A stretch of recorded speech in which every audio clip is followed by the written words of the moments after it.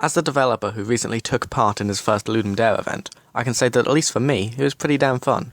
It's hectic, but it's a very good lesson in how to handle project scoping.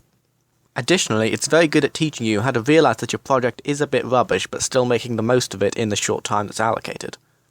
As someone who has had some problems in the past with adequate scoping, I feel that picking something moderately tiny was appropriate. Surprisingly, it came out quite well. However, talking about my experiences isn't quite the focus of this video. Ludum Dare puts you under a lot of pressure to finish your project. 48 hours is a deceptively short amount of time. "Oh, I only spent about 15 hours making this other game and that turned out fine," is a very convincing reaction until you realize that those 50 hours were spread out over a week or two. Once you factor in sleeping, eating, taking breaks to prevent death, and then the inevitable burnout period when you just want to watch one more YouTube video to help you wake up, you begin to realize that realistically you only have about 20 hours of functioning work time maximum. And even then, the sheer number of hours put in does not make a good game. Some of that has to be planning, a lot of it has to be prototyping, and a lot of it has to be polishing.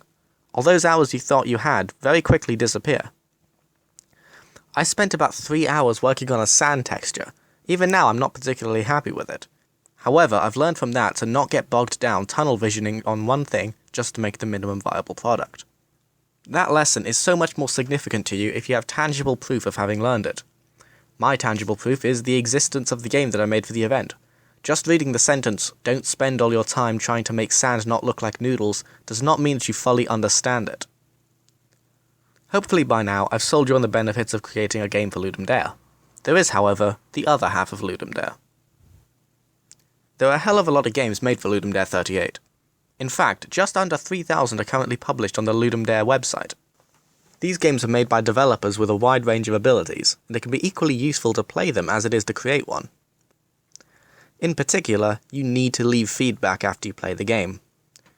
Constructive criticism can be very useful for the developer, but it's underrated just how useful it can also be for you. Trying to understand why a gunshot feels weak or why the art style doesn't sit right is one thing, but trying to articulate it and explain it can be very helpful to your own understanding. Also, if you want to improve your writing, giving feedback can be some quick and easy practice. Write 200 or 300 words on how that game made you feel, what you like and what you didn't like. Over time, it'll add up. As an added bonus to all these, each user on Ludum Dare has a coolness factor. Your game will show up more prominently if you've rated and given feedback to a high number of other submissions. This system gives you the added bonus of being able to receive constructive criticism. I hope you found this informative or otherwise motivational. Ludum Dare is a cool thing and you should do it.